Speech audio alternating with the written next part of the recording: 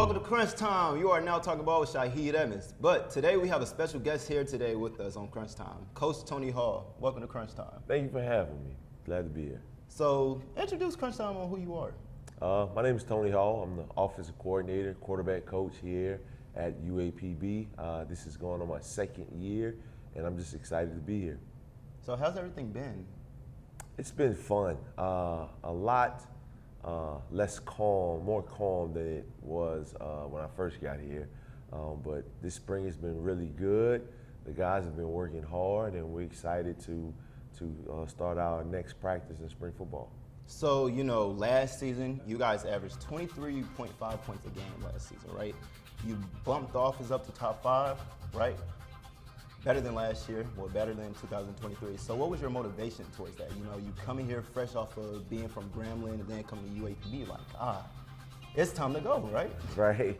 I'll be honest with you, the number one goal for last year was just, restore the pride, not just in UAP football, but UAP football's offense. Before I got here, they were one of the worst performing offenses in the country. And we wanted to restore the pride. We wanted to be the reason why people wanted to come into the stadium and have fun at football games. We wanted to bring an excitement back to UAPB football, and I think we did a decent job of that. Let's state the obvious. Mekhi Higgins, he's at Lamar. Giovanni Gibson is at Oklahoma Sooners. You got Armani Romes at UTSA.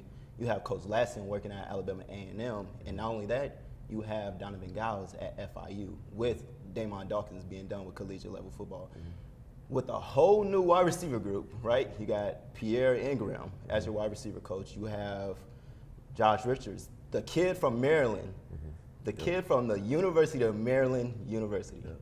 That is big time. Yes. And Sam Houston receiver, Chris Hicks. Mm-hmm. What is all going on in the receiver room, right? Well, in a day and age of the transfer portal, this is going to be a reoccurring thing when it comes to college football.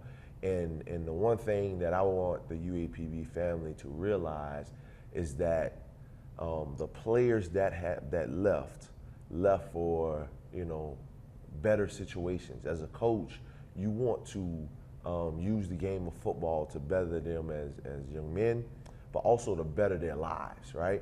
And the game of football, through what we did offensively last year, allowed those individuals to better their lives outside of the football field.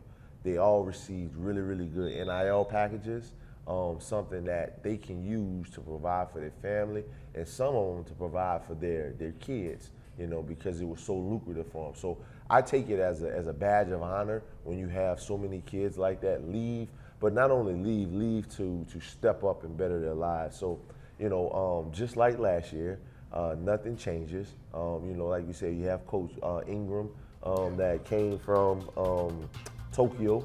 He was offensive coordinator at the professional league in Tokyo, and he was a Power 5 receiver coach at Cal. Coach Ingram was a guy that I felt like we had to have here when I first got here. And we're glad that he's here now.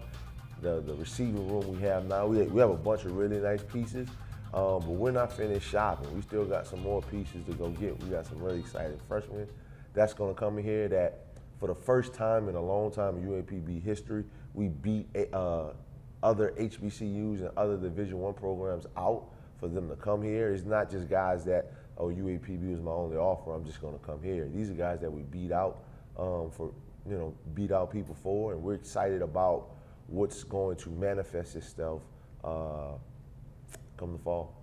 Okay, now with Mekhi Higgins leaving, what is going through DJ Stevens' mind? You brought in a quarterback from Shaw University, Christian Peters. What is going through his mind? Last year he played in, he had some maturing to do on the field. That's just how it is, right? Collegiate level football. What is going through his mind, and what is the intensity with the battle of the quarterbacks? Well, the thing about DJ is he's the ultimate competitor, right? I mean, don't let the mild California mannerisms fool you. He's an ultimate competitor. He wants to go out and compete. And matter of fact, he took some time from Mekhi towards the end of the year to get playing time the last 2 games of the season. When it comes to grading out, he graded out better than Mekhi in the last 2 games of the season. So, DJ understand, he knew At the end of the year, I told them we have a really honest relationship with the quarterbacks in the room.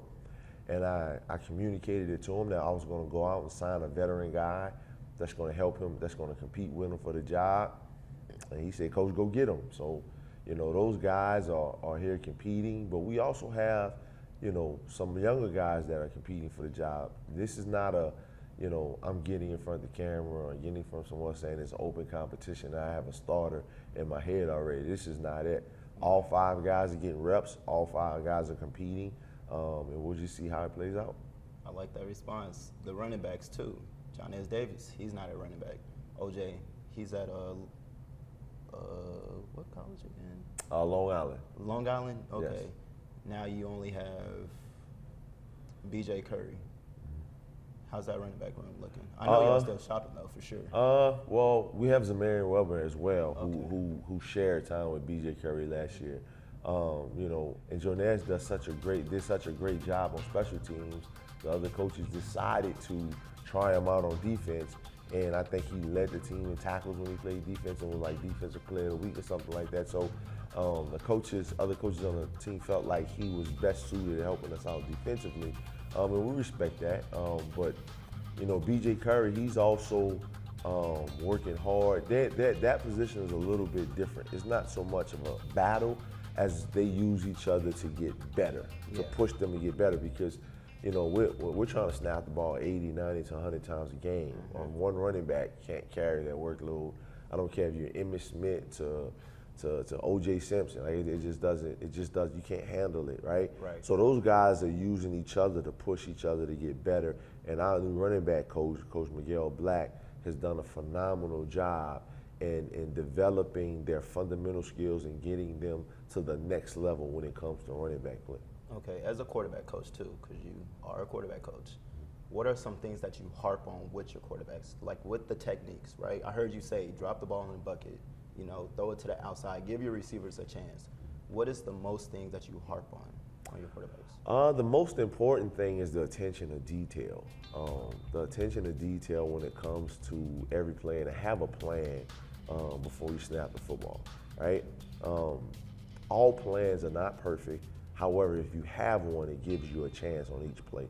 So making sure they understand the attention to detail when it comes to having a plan in order to attack a defense, so they can put us in the proper position to have a successful play. I thank you for your time, Coach Hall. I thank you for your time. That's your Crunch Time Report from Shaheed Evans. Stay in tune.